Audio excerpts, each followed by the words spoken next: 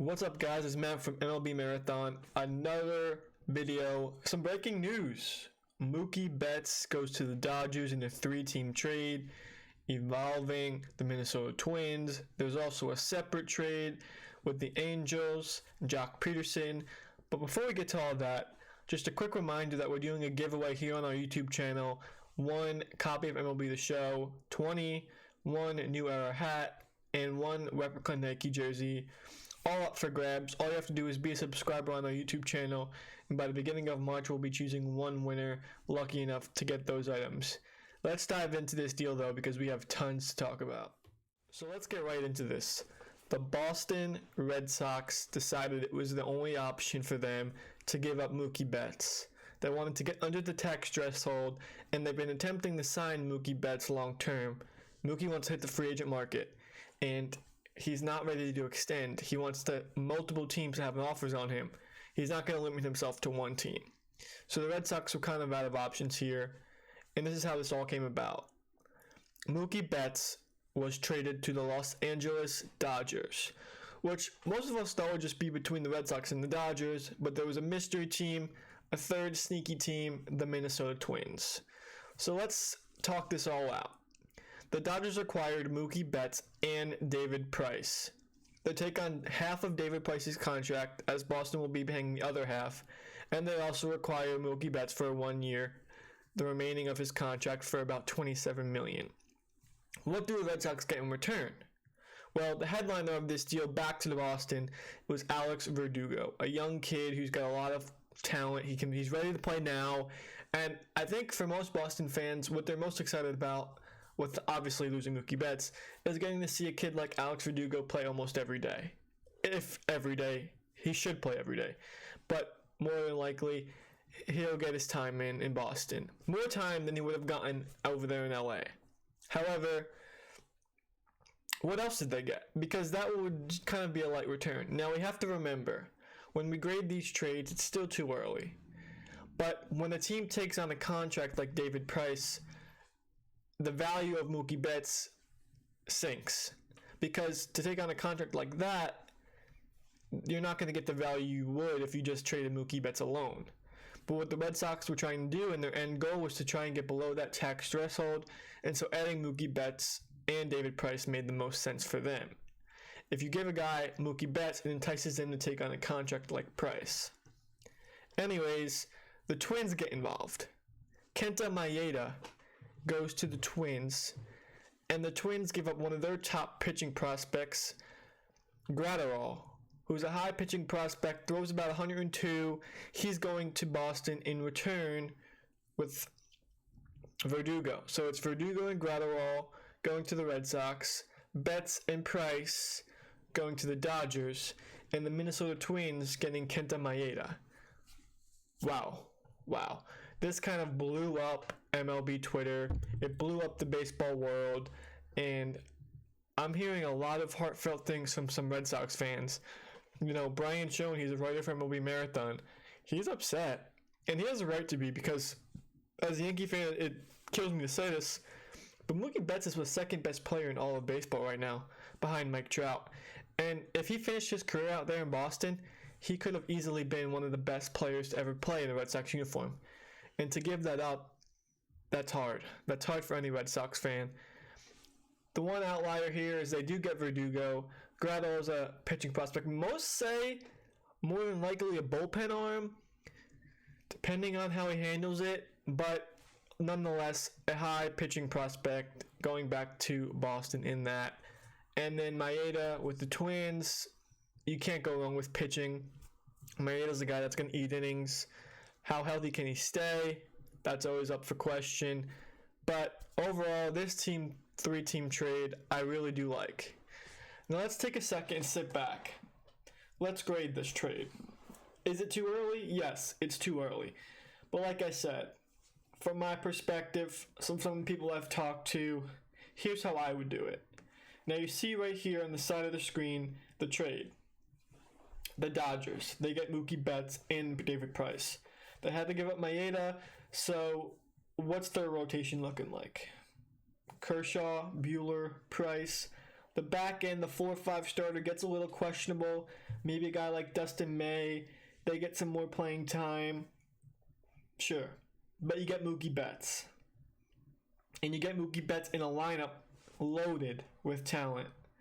Mookie Betts in the same lineup with Cody Bellinger, with Justin Turner, with Corey Seager. I mean, guys, this is going to be a scary, scary lineup. And it puts the Dodgers as favorites to win the National League and to be in the World Series. Favorites. Now, I give them an A+. Why? Because if you look at their top 100 prospects that they had in their system, not one was given up to get this trade done. Not one. They still kept Dustin May. They still kept Lux. I mean, all of their top guys are still in their farm system. Lux probably and May going to be playing some MLB time this season, but nonetheless, all of their top prospects, their top 5 anyway, still remain in their system. And you get a guy like Betts and Price, A+ for the Dodgers. Let's go to the Red Sox. This one's tough. You know, I think their end goal they accomplished. Now they have financial flexibility, and they have a little more wiggle room with what they want to do going forward. Of course, it hurts to lose a guy like Mookie Betts. The one bright spot here is Verdugo. Gratterall is up in the air for what he could become. Definitely has high potential. I'd give them a B-, and that may be being generous. I weigh this because, like I said, they got under the luxury tax. They lost a lot of money from the Price deal. Yes, they're still having to pay half, but $48 million off the books. If you could do that and that's your goal, you do it. Losing Mookie Betts, I mean, personally, I felt giving up a guy like Mookie Betts, you would want more in return than just a Verdugo. I think it would have been like a Verdugo and a May or something along those lines, but I get it. Attaching David Price takes away from that. So, I mean, the Red Sox can't really ask for more. With the 3-team trade and Twins and Maeda, getting back Gratterall was an extra piece. So that is always that. The only reason I wouldn't give the Red Sox any less than a B- is because at the end of the day, they accomplished what they wanted to. They got money off the table. They didn't feel like they could pay Mookie Betts long term, even though they offered him some money. He wanted to hit the free agent market. So rather than Mookie Betts signing elsewhere and getting a draft pick, this was the better return for the Red Sox. So I give them a B-. Now the Twins, I don't even know how they came involved in this deal. They get Maeda back. That can never hurt. I just don't see how that helps. The rotation, you know, they have Berrios over there, a few other arms. Maeda's going to add to that. I'm interested to see how this can help them. I don't think this hurts them. So I'll give them, you know, a B- as well. That might be being very generous because, again, I don't see how this helps them. Maeda isn't no game-changing pitcher. And, yeah. But, again, it can't hurt the Twins. It can't. You know, they gave up like one prospect in Gratterall, getting Maeda, who's an established pitcher in the major league level, ready to start 2020 season, give you some bullpen, some starting pitching rotation, depth. He's going to fill in probably a 3 or 4 starter over there in Minnesota, if not even better. I mean, they have Berrios, they have Odorizzi, so, you know, they have a couple of established guys in that rotation. Maeda's going to help that for sure. The only reason I give them a B- is because I can't see it hurting the Twins. It's a low risk, high reward kind of move, and for that, I think all 3 of these teams made out as well as they could have. The Dodgers run away with this thing. The only question mark here, and I don't think it's much of a question mark for Dodgers fans or for the organization, is what if Betts and Price aren't what they wanted to be? You know, what if they're not performing how you expected them to perform, and you give up a guy like Verdugo with multiple years of team control, and he flourishes? Now, the chances of all of this happening is slim, but this deal gives the Dodgers the best chance to win in 2020, and that's what they did. So there we have it. There's a 3-team trade, but we're not done yet. We just got done with that 3-team trade.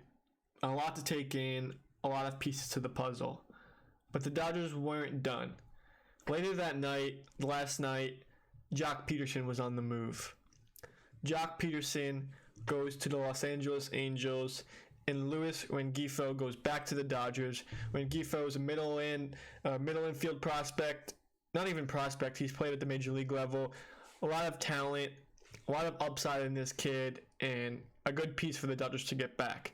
If you ask me personally, I love Joc Pederson over there in the Dodgers uniform. He fit in just perfectly. A good left-handed power bat. It hurt, even as a baseball fan, to see Pederson leave the Dodgers. Anyways, I'm also excited for Pederson to get in a lineup with Mike Trout and Anthony Rendon. That's going to be fun to watch. Might be grasping for straws here, but a possibility of the Angels continuing to make some more moves. Could be a wild card team, and we'll get to that in a second. But when Rengifo goes back to the Dodgers, and that was what it looked like it was going to be. Carrying on, today, now they're talking Ross Stripling is also going back to the Angels in this deal. Prospects will be involved. I don't think all of the names are out there yet, but right now what I know is Joc Pederson, Ross Stripling, and Dodgers outfield prospect Andy Pages is going to the Angels. In return, they're getting Rengifo, and I'm sure they'll be getting additional prospects. Not sure if they're named yet, but that's what I know. And this is when I'm starting to think, like, wow, this is a separate trade. The Angels just got back Joc Pederson and Ross Stripling in a deal. And those are two pieces that could help any ball club. Again, does this put them over the top? No. Is this a Mookie Betts or a Garrett Cole or, no. But it's pieces that the Angels didn't have, and it's pieces that were going to help them going into 2020. I think this gives them a better shot at contending.